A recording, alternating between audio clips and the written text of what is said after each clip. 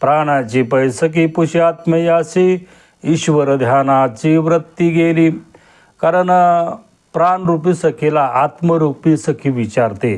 कारण तू पूर्वी जी तुझ्या जीवनामध्ये ध्यानाला बसत होतीस ती आजकाल तुझ्या जीवनामध्ये तू ध्यानच करीत नाहीस.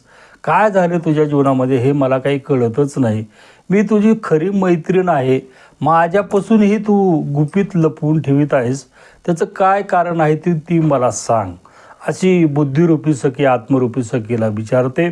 त्यावेळेस ती आत्मरूपी सखी सांगते, अगं सखे, तुला खरं सांगू का, माझ्या जीवनामध्ये जी पूर्वीची जी ध्यानाची वृत्ती होती ती ध्यानाची वृत्तीच नाहीशी झालेली आहे.